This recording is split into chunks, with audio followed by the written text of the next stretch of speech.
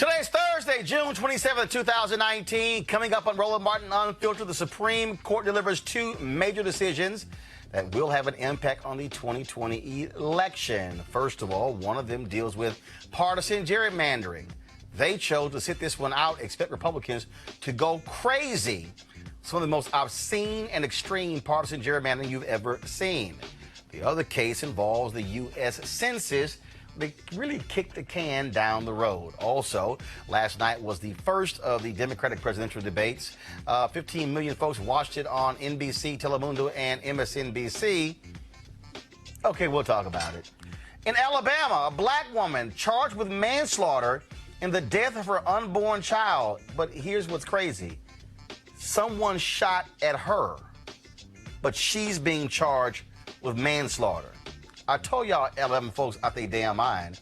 And a Florida police lieutenant and his crazy-ass white son go on a rampage against black folks in a restaurant for no reason whatsoever. Yes, that's our crazy-ass white people segment for today. It's time to bring the funk. I'm Roland Martin Unfiltered. Let's go.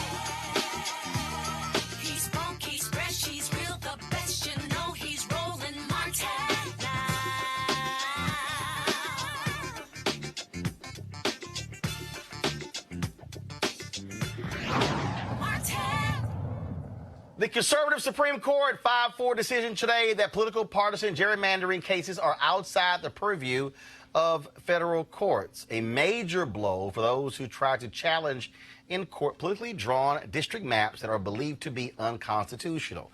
Chief Justice John Roberts wrote in the court's majority opinion that, well, first and foremost, he said, it's really not the court's purview to determine what really is political and what isn't. Really, dude, that's sort of what you came up with. Again, the critical people in that case, Gorsuch, Kavanaugh, two last Supreme Court justices. It was Kennedy, of course, who was there before Kavanaugh, who said he might find a way to rule that partisan gerrymandering, but of course, he's no longer on the court. The question now is what happens next? Now, there are two other gerrymandering cases that will go before the Supreme Court. Clearly, based upon this ruling, they will likely say we don't see it in that case. And just so you can understand how deep this is, show this graphic, please, folks, that we have here. To understand this was after, you have the graphic ready? It was after the 2020 election. Just so you understand, partisan control over 2020's congressional redistricting. Okay, you see blue, Democrats, all right? That's 11%. That's their share of districts, okay? Republican, 40%. What is the key in this map? I want y'all to leave it up. The key is where most black people live. It's the South, Florida, Mississippi, Alabama, Louisiana, Georgia, North Carolina, all of those places where Republicans control the legislature, and that's the key. Now, just so you can understand why this is really a major issue. So if Republicans are controlling the legislature, they're controlling the drawing of districts. If they are controlling the drawing of districts, then they can make it harder for them to lose. Understand the games they're even using. In Wisconsin, they use a computer algorithm to literally create congressional districts that would guarantee their victory. New York Times did a story that said if Democrats received 55% of all votes statewide in Wisconsin, they would still be in the minority when it came to the seats. In the North Carolina case, and here's the deal, 13 congressional districts. 10 were drawn Republican. 3 were drawn Democrat. One of the Republicans who was asked, how did you arrive at 10 for the Republicans and 3 for the Democrats? He literally said, we couldn't figure out how to give them less than 3.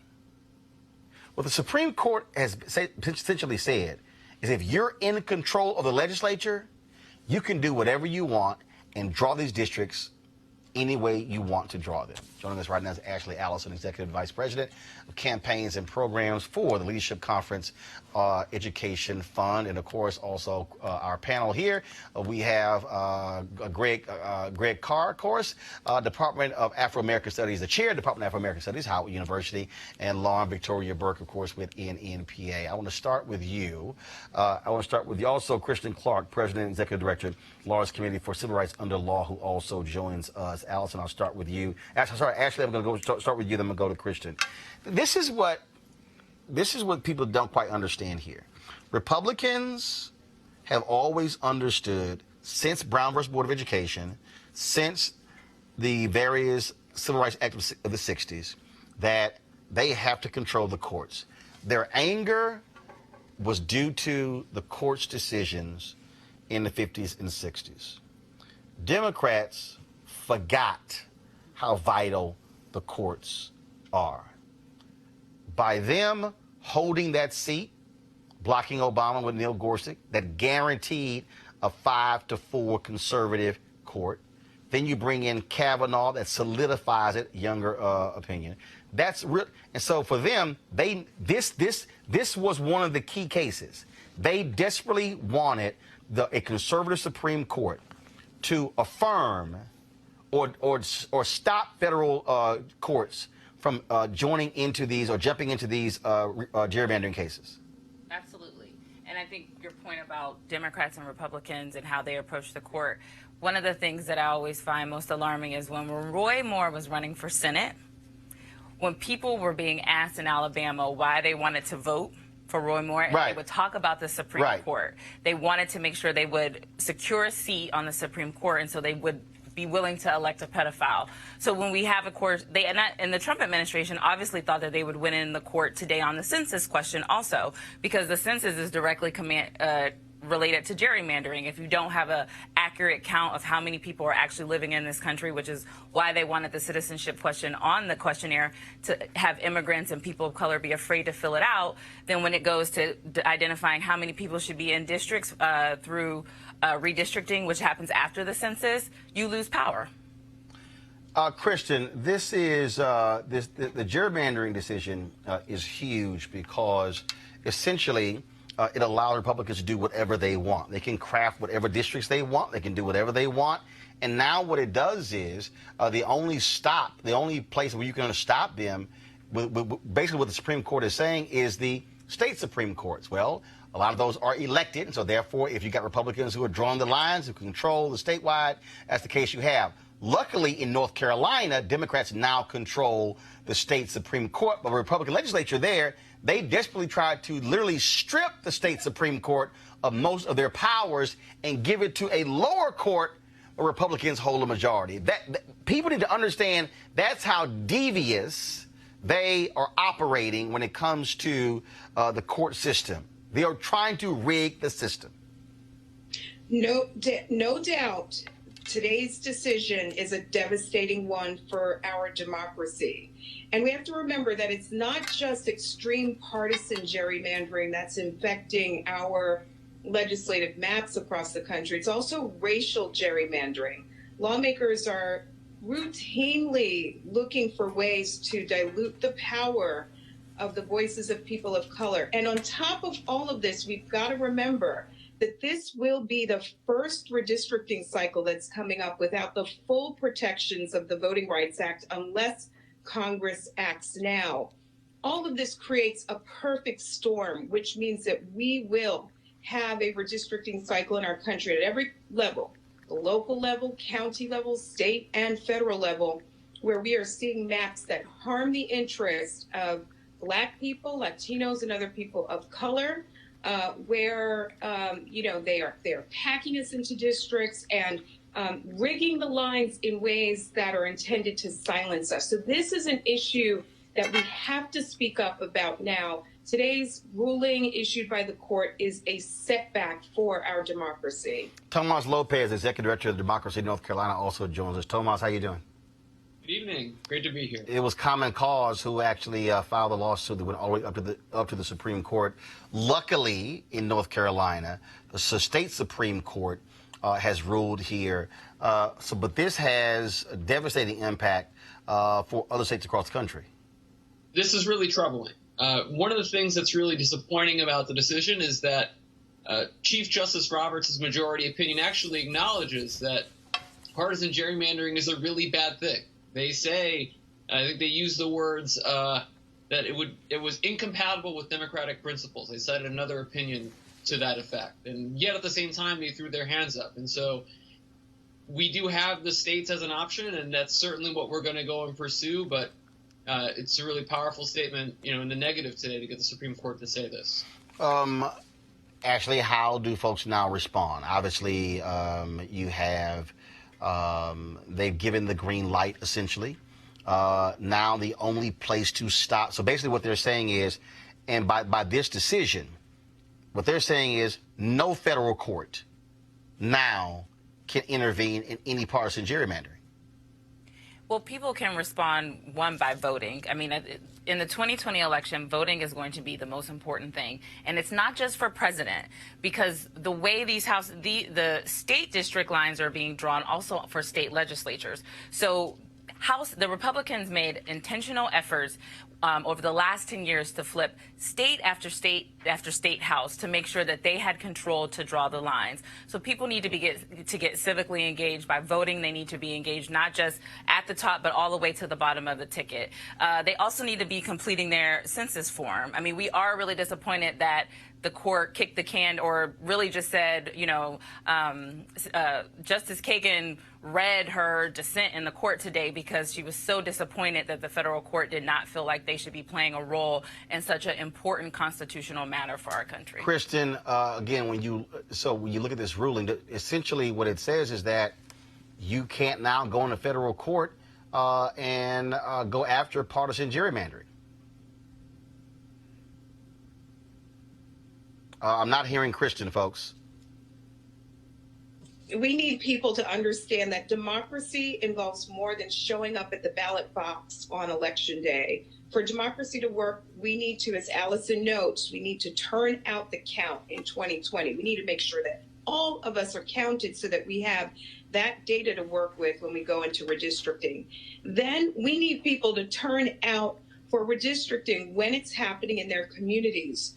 At the Lawyers Committee for Civil Rights Under Law, we are working on a program to empower communities to engage in the next round of redistricting. We need folks to turn out. We need them to speak up. We need them to turn up at the meetings and speak out about the ways in which the maps that are being proposed are wrong and unlawful and harm communities of color.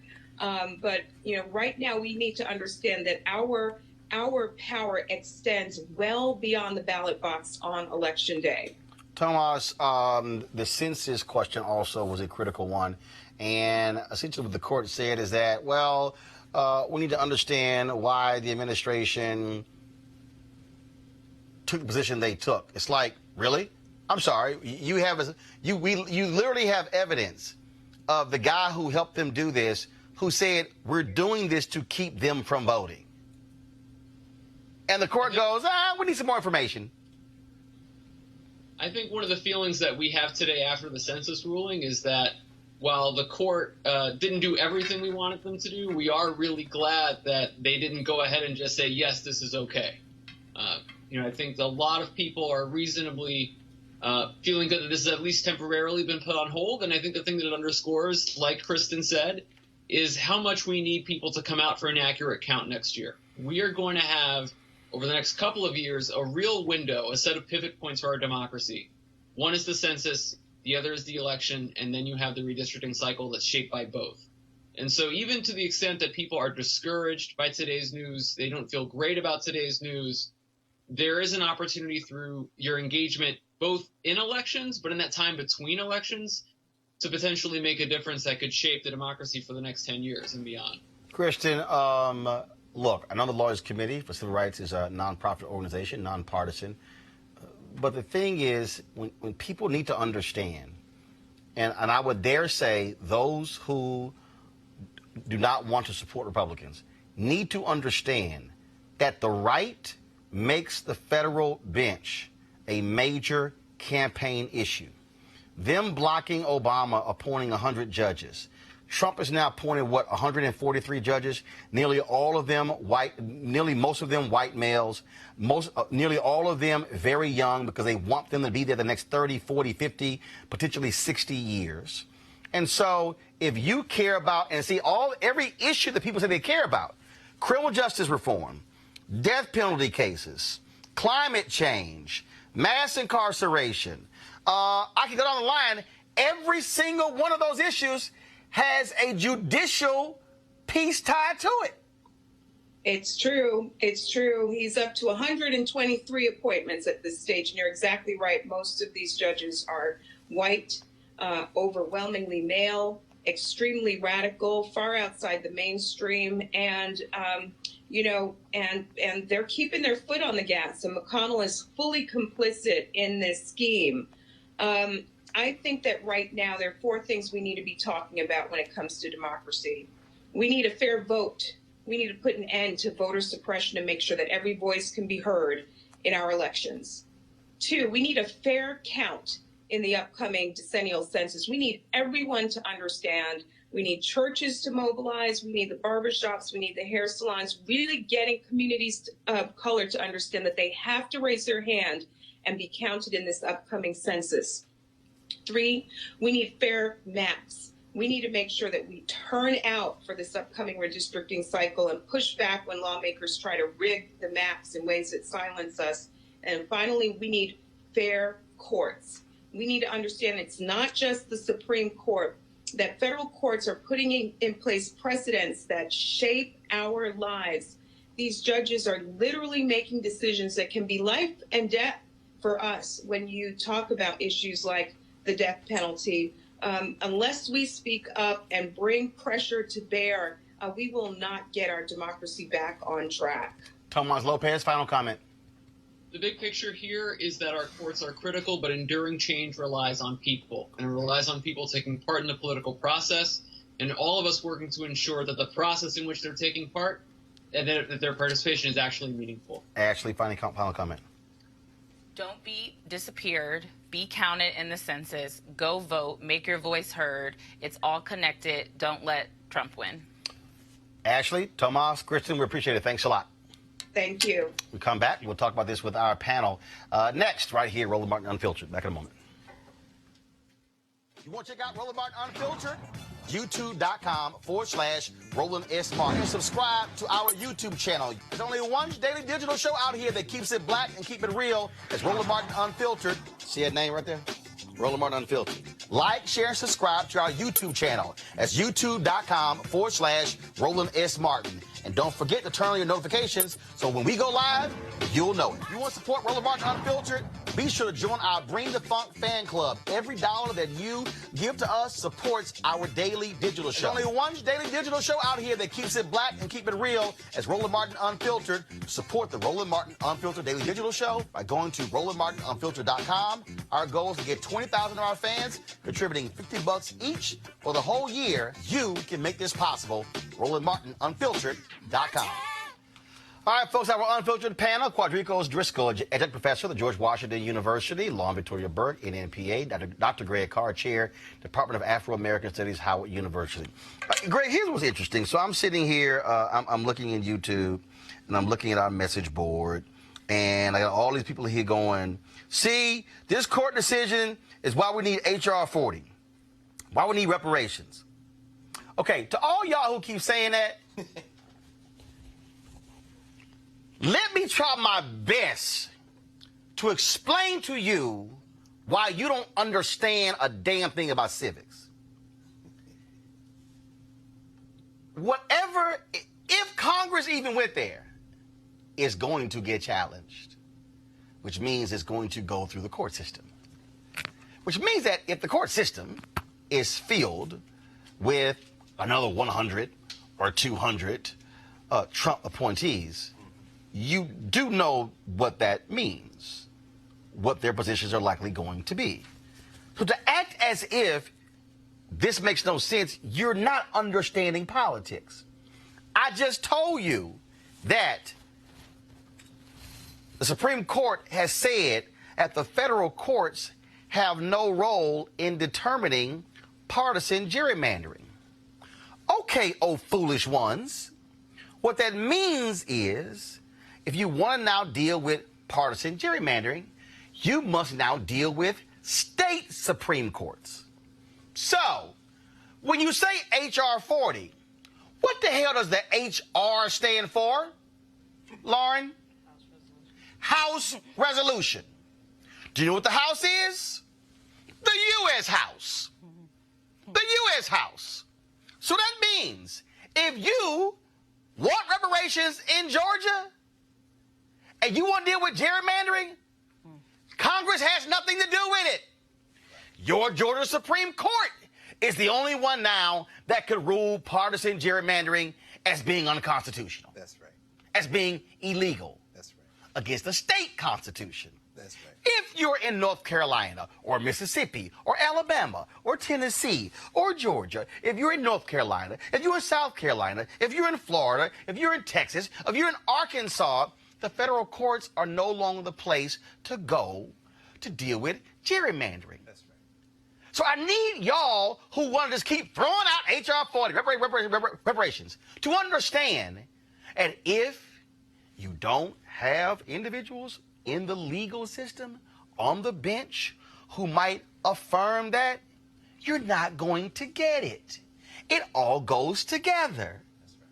And that is what is just nuts to me, Greg. While we got these, in the words of my man Denzel in American Gangster, okay, and I'm going to say it, is these Simple Simon motherfuckers Simple Simon. who don't understand basic civics and how H.R. 40 ain't got jack to do with what happens in your state. That's right. When it comes down to gerrymandering. No, sir. Well, they don't teach civics in high schools anymore, brother. So, you know, but they're not alone. They're not alone. Our people suffer for a lack of knowledge. Every time I cringe when I hear any of our brethren or sister talk about our democracy. We've never had a democracy. I'm encouraged by today's rulings, quite frankly. John Roberts, who has always been a joke of sorts, is trying desperately to hold on to the threadbare legitimacy of the federal bench in the Supreme Court. That's why he postponed the census question until they have an issue that is justicable. Because, see, what they didn't have before them today was the right case. Exactly. And that case is now going to work its way through the courts. Right. The census issue involved Title III standing. I think about the Title III briefs of Amari Obadelli from the Republic of New Africa, he and his brother Gaidi Obadelli, that talked about the fact that African people in this country were never asked whether or not we wanted to be citizens or not between the 13th and 14th Amendment. It may seem a little out there, but what you're speaking to, Roland, is something that Minister Farrakhan addressed on Saturday night. We were all together at the National Coalition of Blacks for Reparations in America, the Cobra Conference in Detroit. And he said, you know, they stole an election from the sister in Georgia. And they stole one from the brother in Florida, of course, talking about Stacey Abrams, talking about Andrew Gillum. But he said, we can control some of these states. And if we control some of these states, we've got enough great lawyers who can be judges in these states. And so when you're talking about what essentially Samuel Alito lost his mind because he couldn't figure out a way to get at the Pennsylvania Supreme Court when they knocked that Precisely out, you know, but because the states are not the federal government. I'm encouraged today for this reason. When Charlie Houston and Constance Baker Motley and Thurgood Marshall and them fought against these racists in the 1930s, 40s, 50s, and 60s, which laid the foundation for that great civil rights legislation that Jeff Sessions and Bill Barr and all these open white supremacists like this racist Mitch McConnell have bristled at trying to roll back. When I hear our friends say, you know, this is an attack on our democracy and was a blow against our democracy, I kind of laugh inside. The United States of America isn't guaranteed to exist as a country. And when we start talking about states' rights, what we're talking about to bring all this together is when you make a decision today that you're going to turn your back on the idea of a national entity called America in favor of this open racist gerrymandering, They say racial gerrymandering is illegal, but political gerrymandering is okay. But John Roberts, in all of his infinite wisdom, this joke, seems to have forgotten that the whole line of gerrymander cases, Shaw versus Reno, and all the cases that come through have been founded in the idea that much of what is called a political gerrymander is really a racial gerrymander. And what had happened in North Carolina was so blatantly racist that the lower court said that this is, in fact, a racial gerrymander. John Roberts thinks he did something cute today, but what he did was pull the thread on perhaps the ending of the federal polity. Let's just control some states and let this thing pass called the United States. And that's the piece, Lauren, that again, look, first of all, if Constitution is about states' rights, federal rights. Yeah. Okay. Yeah. So what John Roberts basically said is the federal courts have no place in determining this, which now means state Supreme Court. Right. You're now the final decider of this. Well, all true. I agree with it all, but you have to understand too that even when you have power and when you have the right people in place, you have to act on that power. And unfortunately, the Democratic Party has not figured that out yet, as we saw with Merrick Garland and Gorsuch, where you had the right people in place. You had a Democratic president. You have everybody awake. And yet, you know, because the Republicans are better at wielding power when they have it and shameless about it when they wield it. You see what's happening with Donald Trump, right? He wanted to put a question on the census. Now, keep in mind, in the Constitution, obviously, we have to count everybody. Now he's talking about delaying the census over this. It's shameless, it's gangster, it's right out in front. And you still have the Democrats, and that's unconstitutional. You have the Democrats trying to figure out whether or not they want to bring up impeachment or not, trying to figure out basically whether or not they want to wield power. So at some point, because they're starting to get extrajudicial, right? So we are in a space where even when we have the right people in place, if you don't wield that power, none of that matters. All right, so the Democratic Party needs to fight fire with fire. Quadricos, do you like today's Supreme Court ruling? I have sort of mixed opinions, but essentially I agree with everything Brother Greg said.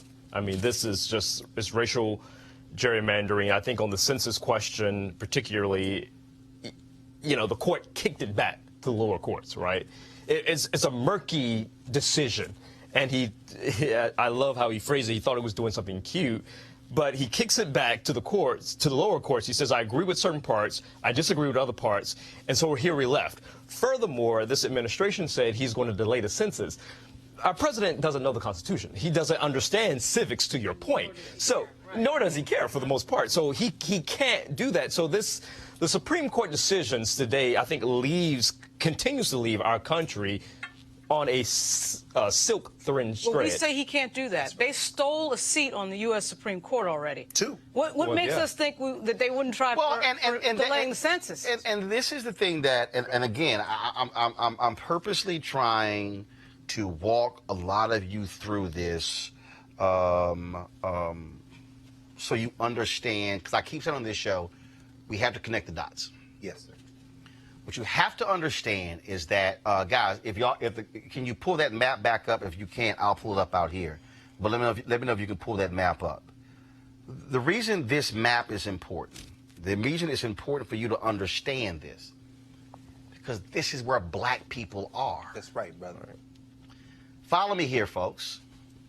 When we talk about gerrymandering, and again, you're not going to have folks explain this to you on these cable networks because they don't want to do that. Whoever controls the legislature draws not just congressional districts, but the state districts.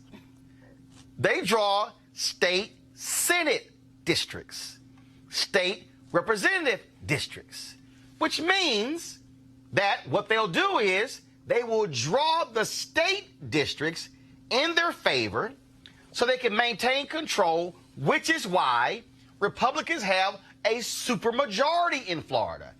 Democrats can't do jack. They used to have a supermajority in North Carolina. Until the last election, Democrats were able to convince these white folks like, yo, y'all getting screwed too. They've got supermajorities in a number of places. What does that mean? That means they can pass whatever they want. Democrats can't do jack. They can yell, scream, do whatever. So the gerrymandering thing, folks, ain't about Congress. It's really about the state seats.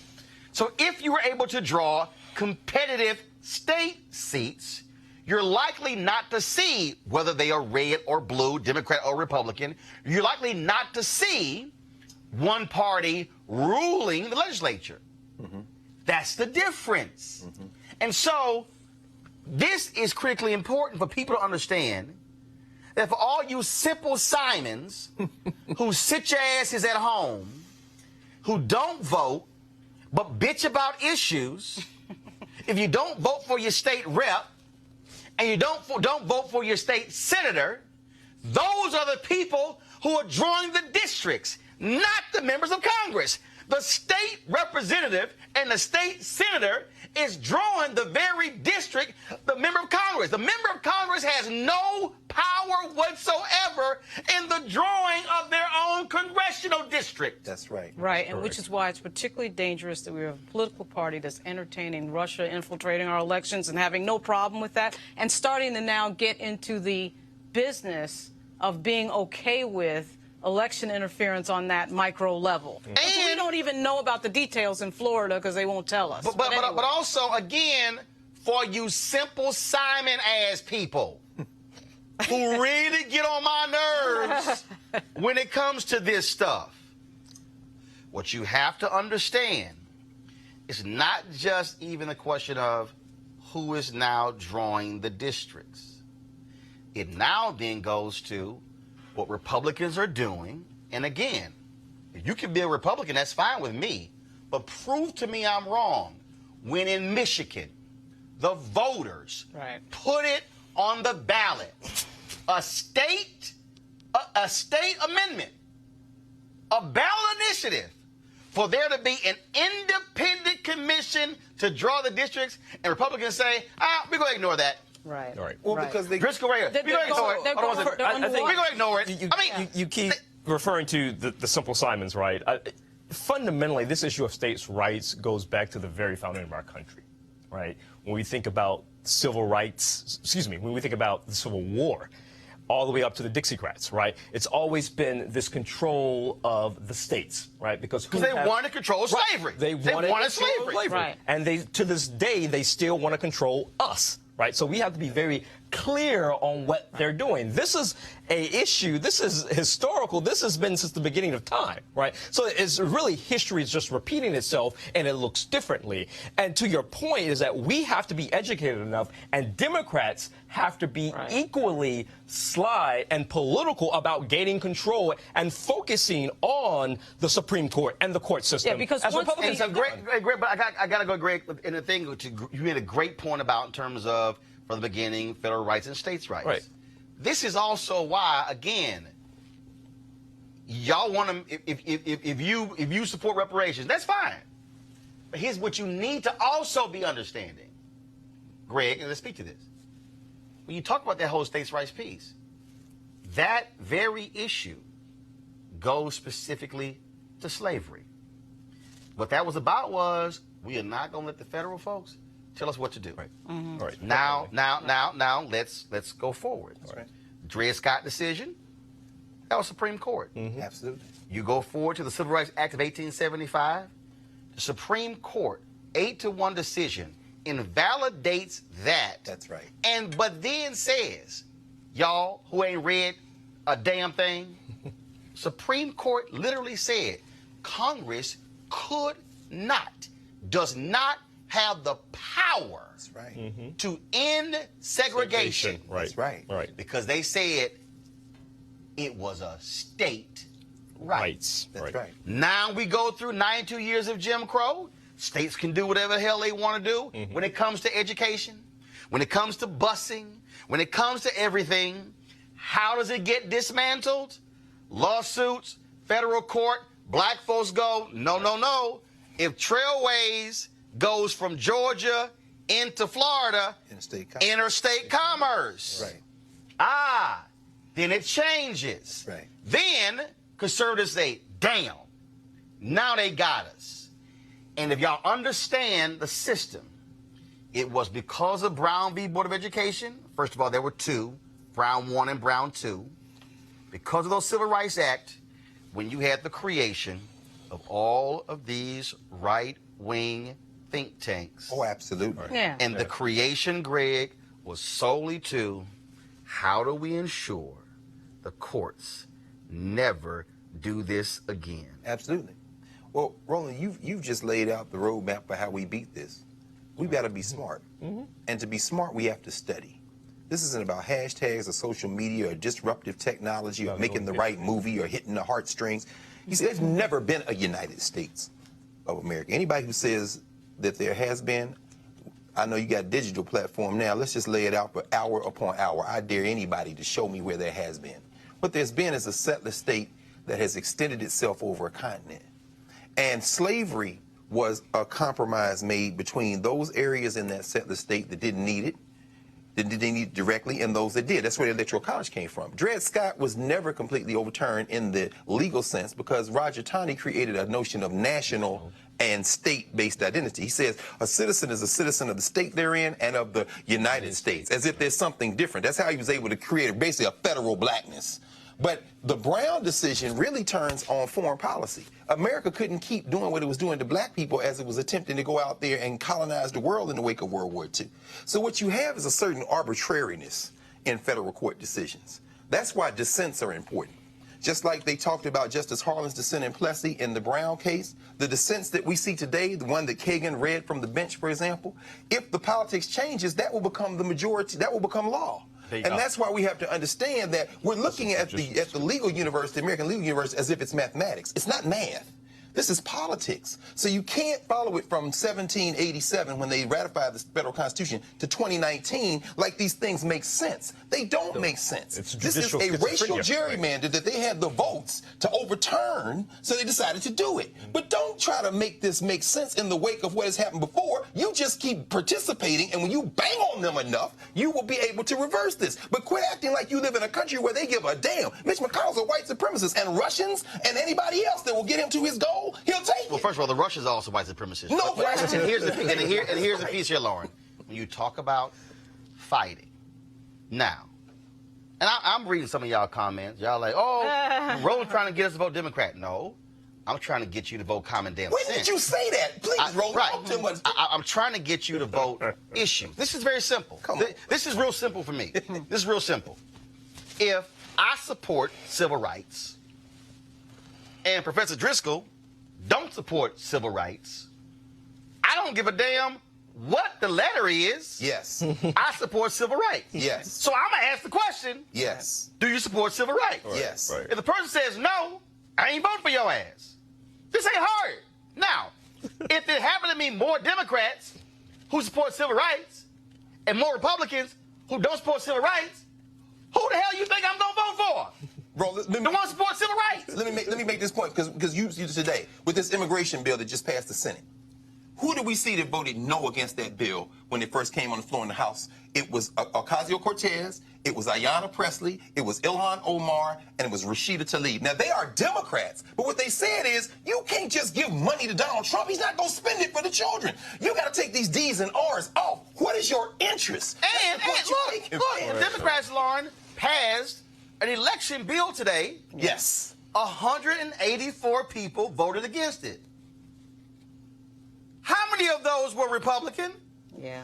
All of them? Right. Only one Republican. Come on. Out of Florida, whose district the Russians access voted for paper ballots. Right. Now again, I'm going to say this again for you simple Simon motherfuckers. Because I'm tired of this. Unfiltered. I'm tired of y'all. I'm tired of y'all with this silly ass, who ain't done this with an agenda. Let me explain it again because y'all are clueless.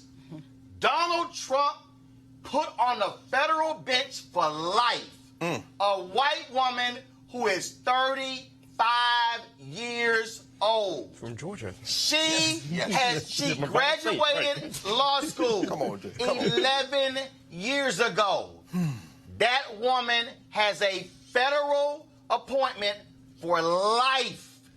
He appointed a white man in his 30s who has never in his life filed a legal brief. Let me unpack that again. This man has never filed a legal brief. Do you know how basic a legal brief is for lawyers? That man is now on the federal bench for life. So if y'all simple Simons really want to sit here and play around with Donald Trump potentially being here for 4 more years, let me unpack it one last time before I go to Lauren. The woman who's 35. What did I tell y'all? 2043, America will be a nation, majority people of color. Did I tell y'all that? Okay. That's 24 years from now. Do the math. She's 35. Plus 24, that means she'll be 59. Let me help y'all further. Judge Damon Keith, phenomenal judge, just died. He was 96. Let's say she lived till she's 96. That means that when America becomes a nation majority, people of color, that white, far right wing woman will be on the federal bench another 37 years. But some of y'all want to sit here and play games when it comes to voting, Lauren.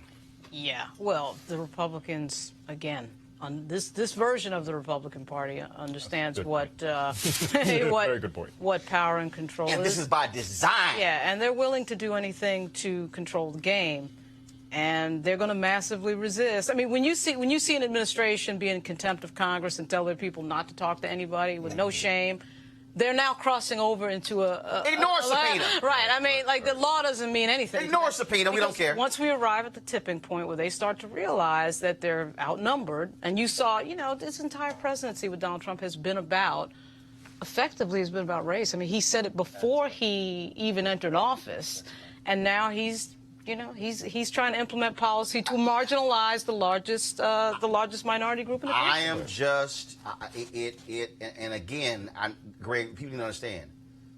I ain't dissing reparations. No. I'm not dissing you demanding stuff from Democrats. I'm not dissing the demanding of a black agenda. But what I am doing is thinking a hell of a lot bigger than some of you small-minded ass people. What I'm saying is, Greg, we can't say, oh, we care about civil rights. We care about this, while they over here putting people in power who will rule against every single one of those things. And what they don't understand is the politician might get voted out. That legal ruling is law. That's right. Is precedent. That's right. Absolutely. And the courts are loath to overturn precedent. That's right. All right. That's why I'm like, y'all, this thing is way bigger. It starts, though, with that election of getting that person in, just like Right. you said before. That's right. But I'm telling you, Right. No, it's the the Democratic Party needs to understand Right. that they need to wield power in a different way. Which is why, against what they're against. and they again, don't have that understanding. again, a whole bunch of y'all still mad at me for calling Obama out for Right. appointing Merrick Garland. Right. Exactly. And I don't give a damn what y'all think. Exactly. He should have picked a black woman because you know why? He should have created the damn tension. Right. The tension of Right. a historic appointment of a black woman. Right. First in history. That's right. In the Leah Sears. See, y'all don't understand. In the That's right. history of America, this is with Merrick Garland. 109 people served on the Supreme Court. 104 were white men.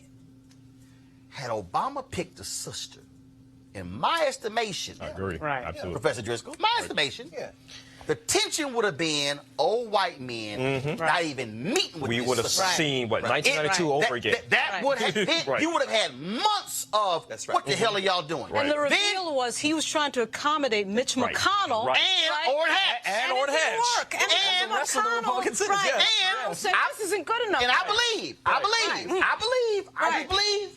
I believe it would have further pissed off sisters. Sure. Right. It would have pissed off black men. Right. It would have pissed off women. Yep. And you would have had Brown people. this energy. contention. Right. Like, Right. Yes. how y'all not even going to interview Right. the first black woman appointed? Right. I believe that would have played a huge role in That's November. right. It was his That's last right. term. And God sent you manna from heaven Right. when the Lord, and I'm invoking the Lord, the Lord said, President Obama, Paul Ryan's sister-in-law, Come on. Yeah. is a black woman All right. who you already appointed to the federal bench. Right. Yo, do you understand how perfect Right. But the sister-in-law to the Republican Speaker of the House could have been appointed to the Supreme Court, and he would have had to go, do I say my sister-in-law, who's already a federal judge, shouldn't get a meeting? It was it. No, he picked the old white guy. Go ahead. I'm sorry. Because Barack Obama believes in America. Didn't want to play hardball. Right. But that's Right. not Exactly. that's not his character. Exactly. You see, and that's one of the reasons why I am encouraged about this political time. Well, I'm saying that, you know, since there has never really been an American concept, these Negroes who think that somehow they can appeal to somebody's conscience or Right. sense of national Right. interest. And Barack Obama, it wasn't his character, it's not his temperament. He can't ball his fist up. And so he did what his temperament led him to believe he should do.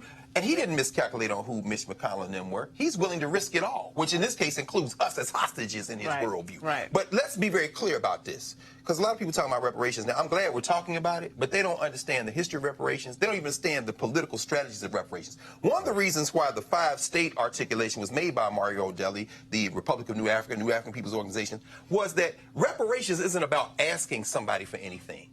Reparations is about, out of a position of strength, making a demand. Now, once you have political control over some states, Mississippi, Alabama, almost majority people of African descent now in Mississippi. If you seize political control, and mind you, these are Gulf Coast states. They got ports in Mobile, New Orleans. Once you do that, reparations becomes feasible in part because the federal government going to have to make a decision. Do you want these people to exercise control over their lives locally? And let me just say this very quickly. As long as Alabama, I know the story, you know this sister who got shot and then her baby died, they're going to charge her. Alabama wants to be a Jim Crow state. Yes. Y'all stop playing football for the University of Alabama There you and go. watch how fast they start changing these There you laws. go. Right. We have to now become... There are other SEC schools to go to. That is Right. exactly right. Right. We have to now be smart.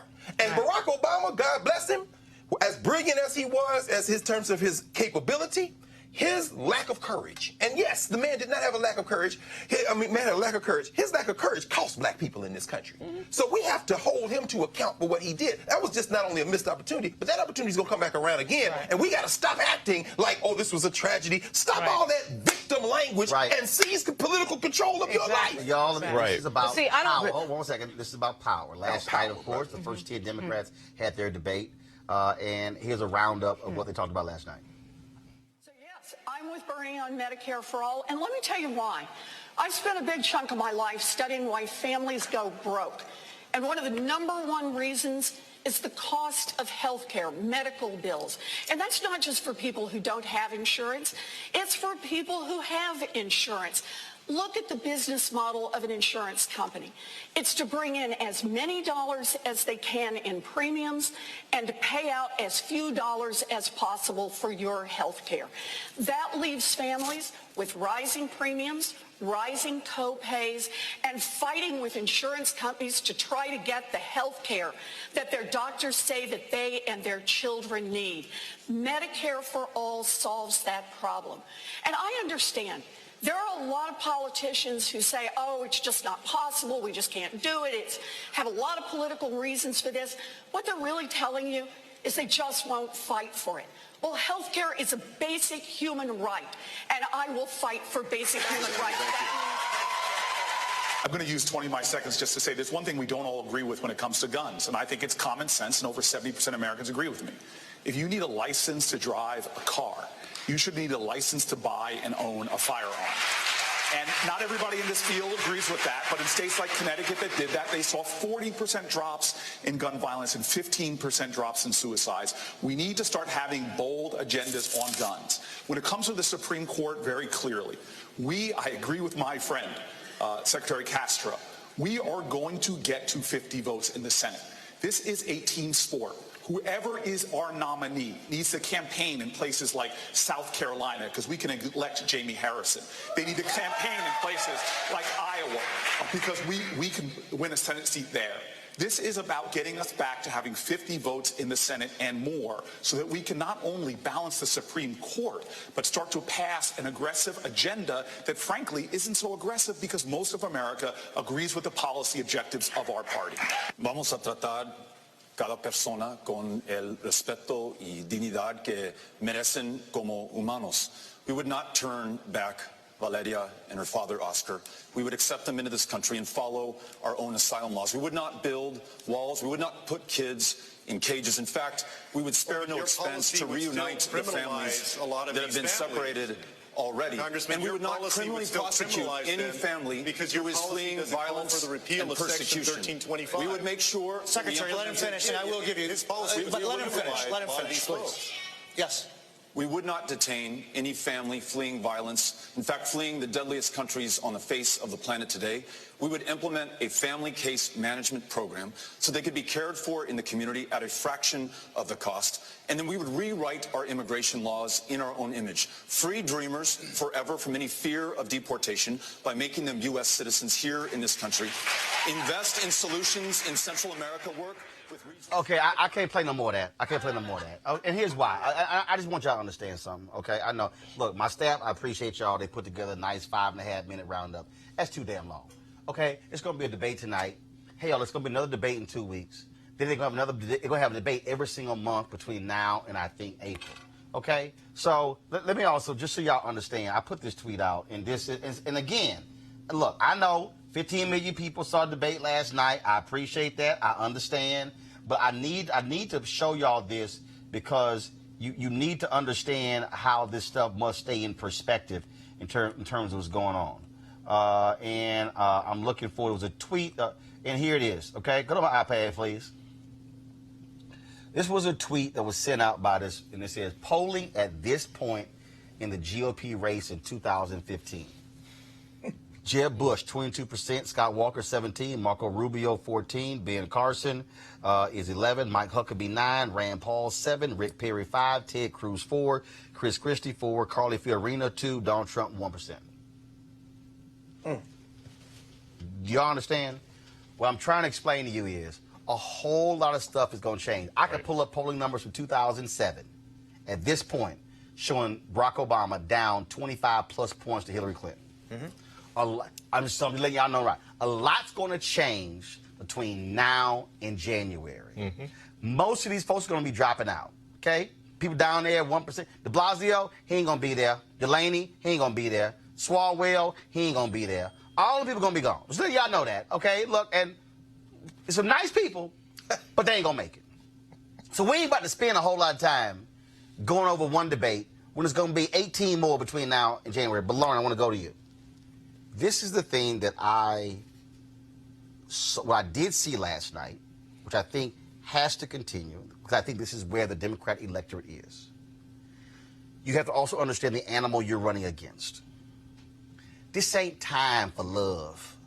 In the words, in fact, Erica Alexander, I'm going to pull it up. I'm just going to play it for y'all, because I remember y'all played it before. She broke down where we are. Democrats have to assume a fighting posture. Yeah. All this bullshit of Joe Biden, oh no, I'll be able to work with them once Trump gone. No. This is called when we take over. That's right. Yeah. We about to take over. This means that if we take control of the Senate, y'all ain't. We about to run a train. It's gonna be a speed train. I thought you gonna read that stage. I'm just saying. It's one of the reasons. They have to assume a fighting posture. Yeah, it's one of the reasons why paying attention to these 20 people though tedious at this point, it does matter because you do have to figure out which one of these 20 people can get on the stage with Donald Trump and at least equal him in speed and ferocity to a point where they can win the embarrass election. him. Right. Right. And you see Biden, of course, trying to appeal to some of the Trump voters. You saw Delaney last night try the same thing, which is sort of comical. And of course, Ryan from Ohio. And to me, I'm just looking at the people who I think can take on Donald Trump, which actually ends up being Warren and de Blasio and people who can get out there and really match him. Because if Trump stays in that White House another 4 years, we got a huge, huge problem. Because first of all, he's going to be, y'all think this unfiltered. Right. Greg, I want to go to you, and I'm going to go to Professor Driscoll. Here's the piece, Dr. Carr, that I think is critically important when you talk about fighting. It's not that I'm going to get in the gutter with Trump. But what it is I'm going to stand on the edge of that gutter and kick your ass in the head. No question. I ain't going to get down there. See, I think other Democrats go, I don't even just want to go. No, I want to, I'm like, all that. When they go low, we go I know high. Michelle Obama said when they go low, we go high. No, hell no. No. Right. When you in a fight. Right. And if there's a tire iron sitting right here. Come on, brother. You don't go, well, no, we should punch with our hands. No. I want to knock your ass out. Absolutely. I'm going to grab a tire iron, a 2x4. I'm going to grab a pipe, anything to end this fight. That's how Republicans play. Oh, no question. And Donald Trump is the worst kind of human being. He's deeply insecure. He's a racist. He's a sexist, which is why an Elizabeth Warren just gets under his skin in a visceral way. Right. Now, and what she did by leading out yesterday, although she kind of faded in hour two when she didn't jump in it as much, her opening statement almost folded in just about every note you want to hear. Right. The non-white populations, the attacking the corporations. And she not only matches Trump, she exceeds him. Her mere presence offends him. He hates women. Right. And when she opens her mouth, she's a college professor. So unlike Bernie Sanders, who I think also kind of rankles him, but Elizabeth Warren, he has no answer for Elizabeth Warren. A Warren Booker ticket, for example. I think he couldn't beat Warren Booker. I think that's just I think Warren Harris. Warren Harris. Professor Driscoll.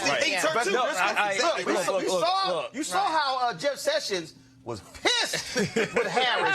He was like, good point. Black woman asking my ass. I mean, it goes back to your earlier point, right? Fundamentally, I think going up against a woman of color, that's true. would irritate Trump to no end. It's true. Yeah. And I think Senator Harris could not only hold her own, she's articulate, she's smart, she knows the issues, she was a prosecutor, right? So she can obviously appeal to that middle America because she has maybe some issues in her background that she might have to clear a I'm not bit. sold on Kamala Harris. But I do fundamentally think that she could go up against Trump, and because that's what he's going to need. That's what he's going to need. But also, I think that, and this is the thing that also, Lauren, I heard Congressman Tim Ryan with Stephanie Rule on MSNBC today. Yeah. And look, Ryan's a nice guy. Yeah. I've talked to him many times. Yeah. We've texted, we've talked. Yeah.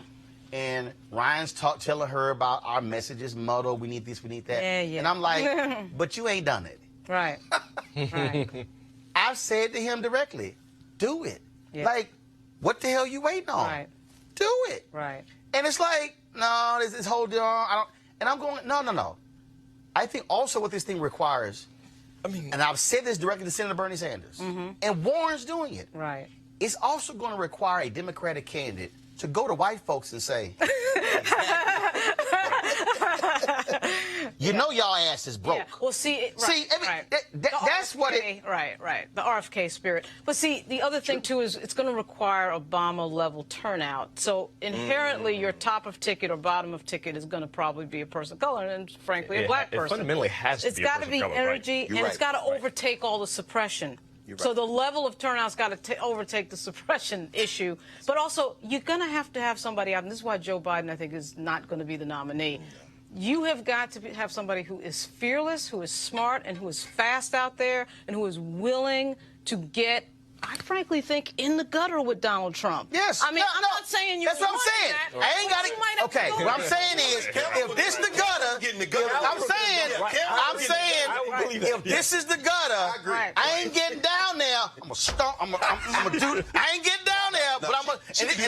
And then I'm gonna get a stick, and I ain't getting down there. I'm monster in the gun. That's what it is. Right. Do you And think, almost all of these woman ticket candidates could win, though? I don't Yes. think a completely You woman think a- ticket. a Harris I do. solely I do. woman- No. I am No. not a believer that you need a white male on that ticket. Hold on. First of all, I'm the same way. not. Hold on. I'm the same Really? way. No, I do not believe I you have a don't. white male. Right. Because I think let's remember, Hillary Clinton got 3 million more Right. votes than Trump. Right. Right. True. Let's just go there. The problem was Hillary Clinton, Right. who wasn't Two. a candidate, still got more 3 million. Right. Two, what happened? Good- Two, what happened? good point. Is that Robbie Mook Right. ran a Right. shitty campaign. Exactly. They were stuck in their iPads. Right. They didn't understand what was happening on the ground in Michigan and Wisconsin and Right. Pennsylvania. Right. They poured all that money in Ohio where they got their ass waxed by 450,000 votes. Right. Y'all, when Right. you lose by 450,000 votes, whatever polling your ass was doing, Right. those people should never work in Right. politics again. Exactly. But so I think, so this whole notion of America won't elect a woman president, will there be men who will not vote for a woman? Yes. But the difference is, and I've said it because I thought she should have run in 2016, and I think we're seeing it. And I'm telling y'all, the difference with Warren, he'll try to hit her with Pocahontas. But the difference with Warren is, she will look him in the eye and she say, "I've been fighting men just like you, my whole life." Yes, you Right. will. Right. See, you can see. Right. That is true. And remember that Warren. Biden is gonna, this whole congenial. No, I'm trying to. Biden is going to sell, I'm a white guy, and so I should go up Middle against this America. other white guy, Right. and I should appeal to Trump voters. He's going to sell that. But the problem is, of course, if you remember, Bernie Sanders was polling over Trump.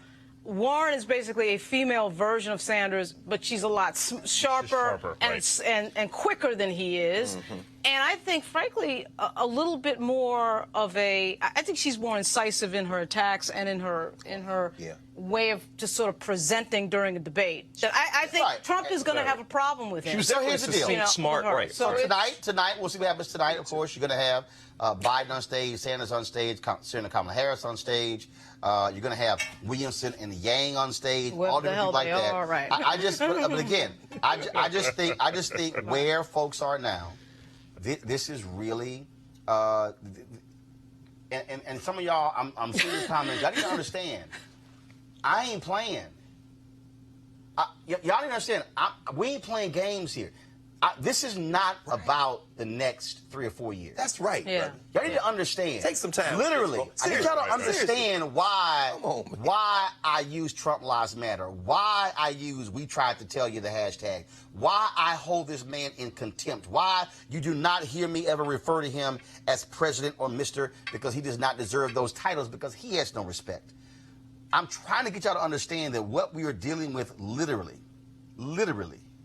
is the future of the country. Yep. Right. What we're dealing with ain't the next 4 years. No. It's literally right. the next 25 to 50.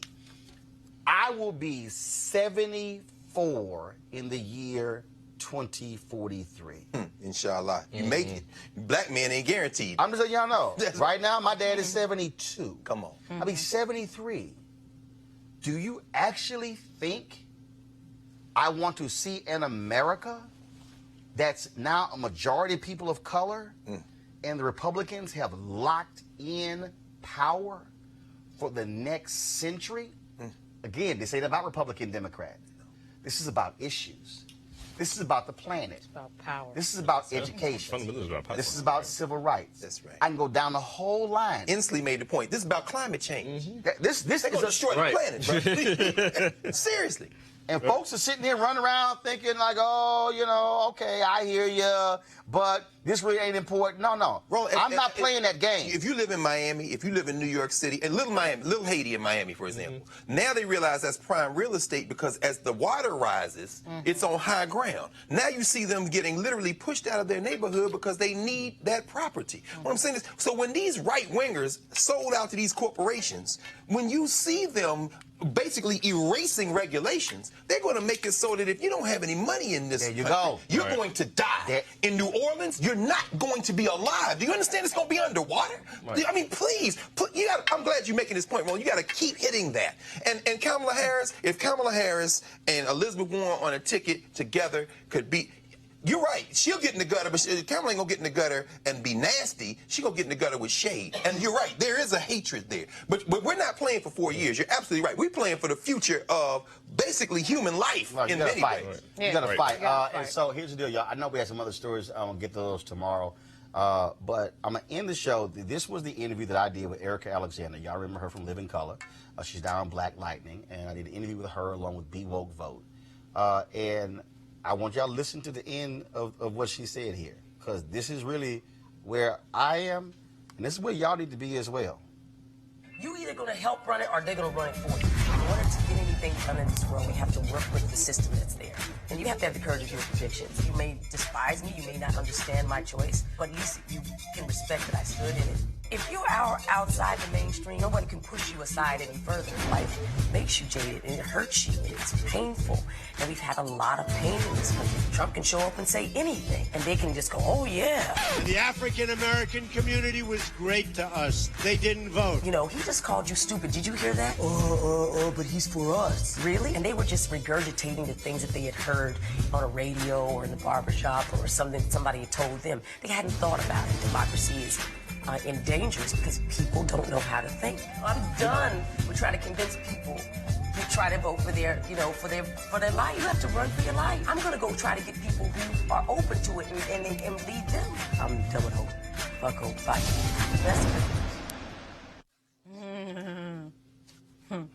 That's it. That's it. Now look. Now let me go ahead. I know some of y'all probably say, damn, Roland, I ain't never heard you cuss this much. This actually happened. A number of years ago, Nightline, Ice-T was on Nightline with Ted Koppel and Dr. Alvin Toussaint. And so they sit on the show and they're talking about lyrics and stuff like that. And so Ted Koppel goes, Ice-T, what is it about, the language? And Ice-T says, Ted, y'all understand, if I could get this clip. Matter of fact, I'm going to send an email to somebody at ABC. I need to get just this clip. Ice-T said, Ted, you need to understand something. He said, black people cuss for emphasis. He said, for instance, white people will say, Johnny, put down that knife. Black people, Johnny, put down that goddamn knife. He said, it creates a whole different tone. Ted Koppel goes, Dr. Toussaint, your thoughts on what Ice-T had to say? Alvin Toussaint, Harvard professor, all degrees, goes, well, Ted, Ice-T has a point. So sometimes when you hear Erica say, fuck hope, come on, fight. Come on. That's 3 words. There it is, right. brother. That 3 words right there sums it all up. Yes. I'm just saying. All right, y'all. We'll watch the debate tonight. It'll be about 30 more of them, so we'll see what happens tonight. Here's the deal, y'all. Ain't no other place. No. There's no other place that's going to have the kind of realness with this conversation we had today. So this is what I need y'all to do. I'm just going to be straight up. We cannot do this without you. Okay? We cannot survive on advertising alone. We need you to become members of our Bring the Funk fan club. Your support makes this possible. Your support allows us to be free. I'm already planning. Once these candidates whittle down, we're going to have post-debate analysis. Y'all ain't got to watch all that nonsense where you don't see any black people except one person on CNN or MSNBC or Fox News. But see, here's the piece. We can't do none of that if this don't exist. We have to create it. And so what I want, if 20,000, just break it down, if 20,000 of our followers, that's it, 20,000 contributed $50 each for the whole year. Shows paid for a whole year. Staff, cameras, everybody, our travel, all paid for a whole year. That's why we need you. Now, a lot of y'all been freeloading. Y'all be like, I love the show. But I'm trying to tell y'all right now. And here's a piece here. This ain't TV One, where Alfred Liggins made a decision to cancel it. This ain't CNN, where they chose not to give me my own show in 2009. This is not MSNBC, where even the folks who got black shows over there won't invite me on. Come on now. So there's no person who can cancel this show but me. The only way this show gets canceled if we simply don't have the dollars to make the show possible. And so we need your support. We need you to go to RolandMartinUnfiltered.com, join our fan club. And again, every single one of you can make this possible. And yeah, 20,000. We got about 2,500 folks members of our fan club. Literally, another 18,500. Come on. Yo, we literally don't have to raise another advertising dollar. That means that we don't have to have, not a single company has to sponsor us, and this show will be paid for, and we will do 235 to 240 one-hour shows. That's every day. We'll take off for the last 2 weeks of the year, and we're in business. And so we want you. I know you got to go with for emphasis. Just tonight, there's nobody's gonna cover the Supreme Court like you did. The connections you have, the people who are on Skype, you had your brother coming from North Carolina. There's nowhere showing that. 20,000 people, that's nothing, man. Let's just get this done. I mean, I'm a contributor. I need to go and contribute, and some more. I mean, an annual contributor, meaning that comes in every year. Let's do this. This is not that hard. And they're going to cry if it disappears, because this is the most crucial time for this now. Absolutely. Right. And so, folks, go to RolandMartinUnfiltered.com, join our Bring the Funk fan club, and we certainly will appreciate it. And, of course, don't forget, you also get your code, discounts to books on the website. And then we'll soon have my pocket squares or other items on the site as well, items for sale. So all of that right here, RolandMartinUnfiltered.com. All right? Make it happen. Folks, I got to go. I'll see y'all tomorrow. Holla!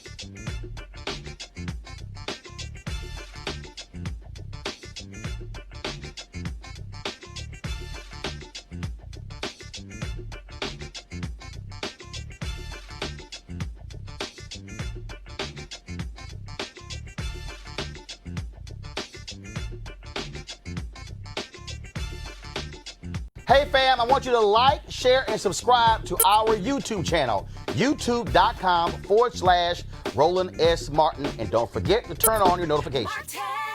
Hey fam, want to check out Roland Martin Unfiltered, the blackest show on all of digital, cable, and broadcast. Check out our audio podcast.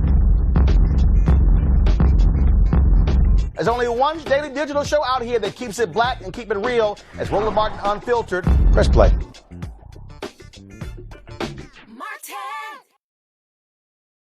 Hey everybody, this is Sherry Shepherd. You're watching Roland Martin Unfiltered, and while he's doing Unfiltered, I'm practicing the wobble. Yes, I am. Because Roland Martin's the one, he will do it backwards, he will do it on the side. He messes everybody up when he gets into the wobble, because he doesn't know how to do it, so he does it backwards. And it messes me up every single time. So I'm working on it. I got it. You got Roland Martin. Hi, my name is LaToya Luckett, and you're watching Roland Martin Unfiltered.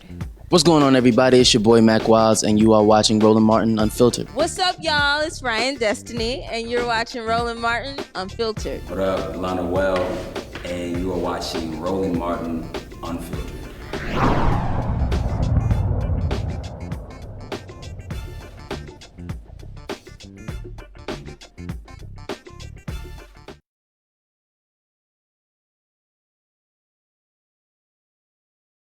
You want to support Roland Martin Unfiltered? Be sure to join our Bring the Funk fan club. Every dollar that you give to us supports our daily digital show. There's only one daily digital show out here that keeps it black and keep it real. It's Roland Martin Unfiltered. Support the Roland Martin Unfiltered daily digital show by going to RolandMartinUnfiltered.com. Our goal is to get 20,000 of our fans contributing $50 each for the whole year. You can make this possible. RolandMartinUnfiltered.com. You want to check out Roland Martin Unfiltered? YouTube.com/Roland S. Martin. And subscribe to our YouTube channel. There's only one daily digital show out here that keeps it black and keep it real. It's Roland Martin Unfiltered. See that name right there? Roland Martin Unfiltered. Like, share, and subscribe to our YouTube channel. That's youtube.com/Roland S. Martin. And don't forget to turn on your notifications so when we go live, you'll know it.